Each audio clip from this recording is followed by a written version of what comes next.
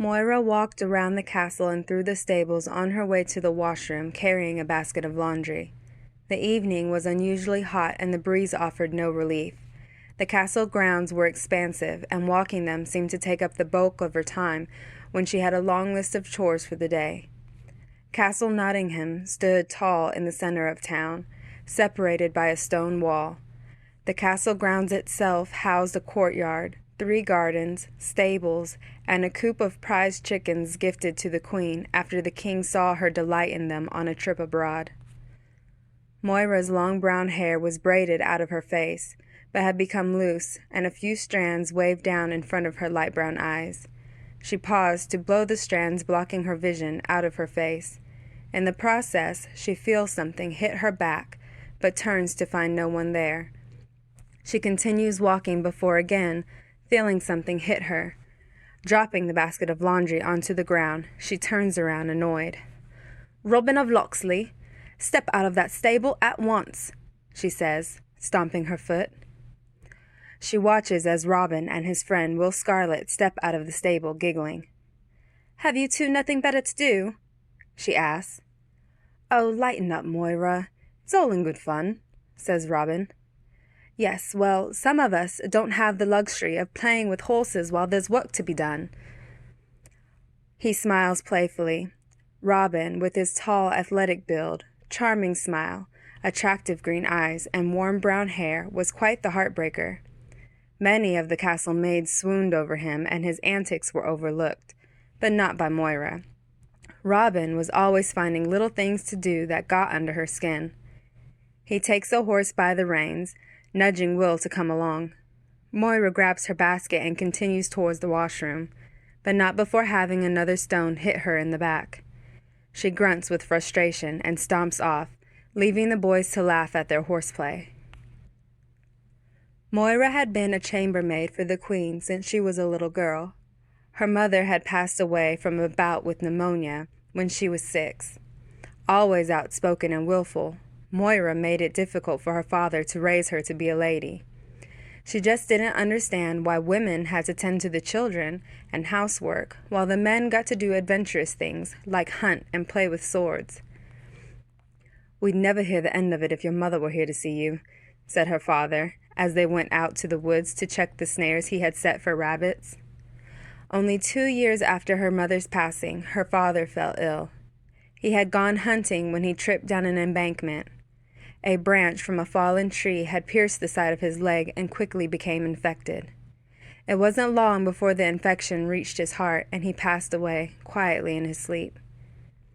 8-year-old Moira inevitably found herself roaming the marketplace inside the city walls, just outside the castle grounds, with a group of orphan children. That's where she met Ada.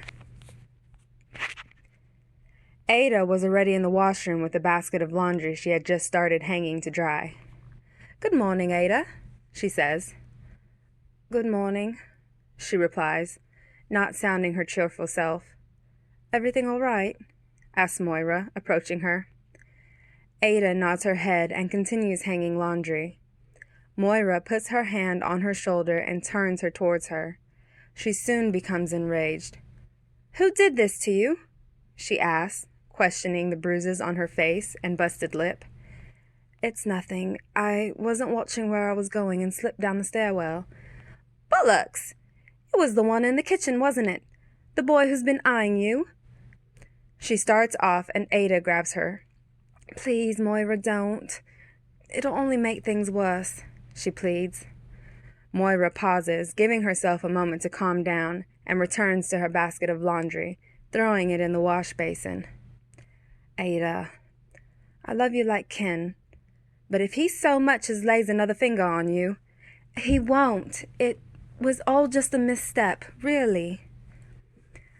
Ada had lost her family during the Black Death around the same time Moira had lost her father. Many people during that time turned their backs on anyone exposed to the deadly disease, including family, leaving Ada out in the streets, alone. When she first met Moira, she was a tiny little girl, sitting on the steps of the town square. Side by side, you never would have known they were the same age, seeing Moira a good 4 inches taller. Ada's blonde pigtails were muddled with straw from sleeping in the streets, and her big blue eyes shone brightly against her dirty face. A couple of older kids circled around her, calling her names and shoving her around. Moira didn't hesitate to come to her aid and looked after her ever since. After finishing their laundry, they head back to the castle to finish up their daily chores before dinner. Robin sat on a table with the blacksmith shed and watched as Will picked up a sword and took a fighter's stance, his lanky frame wavering as he flails the sword around, wildly pretending to fight off an enemy. Robin jumps down from the table and grabs the sword from him. "If you were ever in a fight, your opponent would surely laugh himself to death," jokes Robin. "Not everyone has the blood of a great swordsman like your dad running through their veins," argues Will, slicking back his lengthy mane, its chestnut color highlighted with blonde streaks from laboring outside in the hot summer sun. Robin had no need to work the way Will did. Robin was the son of Malcolm of Locksley, who had served time in the king's army and fought by his side years ago. Robin's mother had passed away shortly after his father's return from the war. She was with child, only a few months along, when she started hemorrhaging. The doctor suspected her death to be a result of a complication with the baby. Robin was only 2. His father owned a plot of land not far from the city gates, where he had a small farm. Although well off, he refused to raise a son who didn't know how to work for a living. He had arranged with the king himself for Robin to be a stable boy and tend to the royal steeds. Often he found himself busying about the blacksmith with swords and other weapons. His father had trained him to handle a sword, but he was especially skilled with the bow and arrow, a skill he used to impress the ladies. Will, on the other hand, was not skilled in much of anything. He was the clumsy son of a miller who worked long hours at the mill, grinding down and packing grain into sacks. It wasn't the most alluring job, but it paid a decent wage. Will wanted to be something more exciting, like a member of the royal guard. But first, he would need to learn how to properly wield a sword. Moira headed to the queen's chamber to get her ready for dinner. She walks over to a small fireplace in the corner of the room and places 2 metal buckets on a hook above the fire to warm the water. She fetches 2 more buckets to fill the lady's tub. On her way to the well, she sees Robin and Will bringing freshly sharpened weapons to the knights. She waits outside the courtyard steps for them to walk out before dumping a full pail of water on them. "Christ!" yells Robin and Will. "You 2 smelled of livestock. I figured some fresh water would do you some good." "Aye, Moira, it's freezing out here," complains Will. "Let that be a lesson to you for hanging around Robin." "Come on, we was just fooling around," says Robin, trying to wring out his clothes. She grabs her other pail of water and heads inside to get the queen ready for dinner. The servants wait until after dinner to rummage through the leftover food and help themselves to a royal meal. Moira walks into the kitchen and sees one of the cook's helpers chatting it up with Ada. She looks at Ada intensely as she places plates into the sink. She grabs an apple off the counter and heads outside for some air before assisting the queen to bed. Robin and Will head out the city gates on their way home. The sun had completely set and the road was visible only by the light of the moon. "Why are you always messing with Moira?" asked Will, shaking his wet clothes as a breeze swept by. "It's funny watching her get fired up," says Robin. "She's kind of cute when she does." "You may be good with a sword, but you are no winner of hearts," informs Will. "And what do you know of winning hearts?" asked Robin, interested in what advice Will had. "I know women don't much like having rocks thrown at them." Although a servant to her royal lady, the queen, Moira had admired her highness, who had a soft spot for her. The queen had no children of her own and pulled Moira specifically from the streets to be her chambermaid. After the evening's festivities, Moira helped the queen to bed and went to look for Ada. She wasn't in the servant quarters or washroom. She walked back into the kitchen and heard a faint sobbing coming from the pantry. Quietly, she walked over to the door and heard heavy breathing. She quickly opens it to find the cook's helper taking advantage of Ada. "Oi! What in the bloody hell do you think you're doing?" he yells angrily. Moira grabs him by his collar and yanks him out of the pantry. "What the bloody hell do you think you're doing?" she repeats back. She looks at Ada as she tries to pull her dress together with tears in her eyes. "Mind your business, you cunt," says the helper. "Mind my business." "Mind my business," says Moira, picking up a cast iron pan.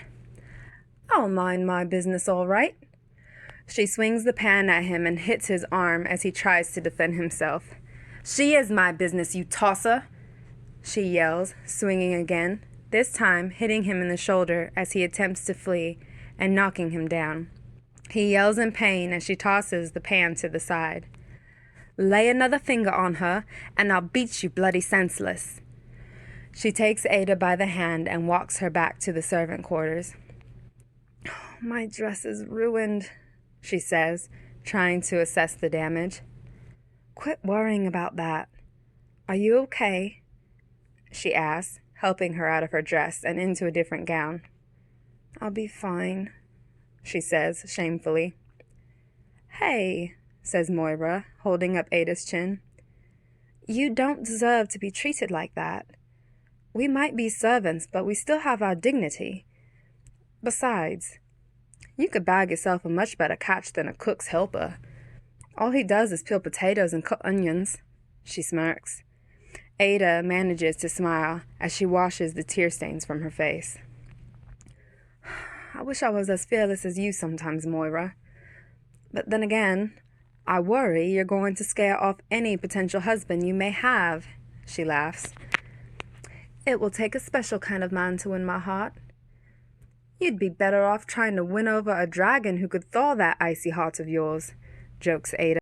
The next day, the girls walk out into the courtyard towards the hen house where they see Robin and Will playing with swords near the blacksmith. "Morning, Ada," waves Will. She smiles and waves back. The boys continue with their sword play, and Robin disarms Will several times. Moira shakes her head. "Is something wrong, Moira?" asks Robin. "You'd think after the third time he'd realize you favor your right," she responds. "Well, how's about a friendly duel?" "I have work to be done," she states. "Okay, a competition then," taunts Robin. "And what are the stakes?" He thinks for a moment. "If you win, me and Will will finish collecting the eggs and cleaning the chickens." "And if you win?" she asks, wondering what was in it for him. He shrugs. "How's about to peck on the lips?" Moira rolls her eyes, but agrees to the conditions. She walks over and takes the sword from Will. Robin takes a bow before raising his sword. An unimpressed Moira strikes quickly, catching him off guard. The two dueled 2 rounds each winning 1. Will and Ada watched entranced by the level of skill the two possessed. During the 3rd round, Robin cut a ribbon from the end of Moira's hair, and she his belt holding up his pants. Before they could finish, a knight from the royal guard walked over from the castle. "Robin of Locksley," he says sternly. Moira drops the sword behind her and tries to act normal. "You've been called to serve king and country," he says, handing Robin a scroll out of the sack he was carrying. Robin unrolls it and reads the summons. "What is it?" asks Will. "I've been summoned to go to war with King Richard the Lionheart," he says solemnly. He looks over at Moira, who no longer has her weapon in hand, and swipes his sword towards her chest, cutting the top button of her dress, and then holding the sword to her throat. "I win," he says, while sporting a charming smile. Moira turns and walks back to the chickens, agitated. Robin places the sword back in the blacksmith shed and walks off to give the summons to his father. Later that night, Moira and Ada watch as the guards line up all the young men who have been recruited for battle. They watch as they are each given a sword and chain mail sporting the crest of the king.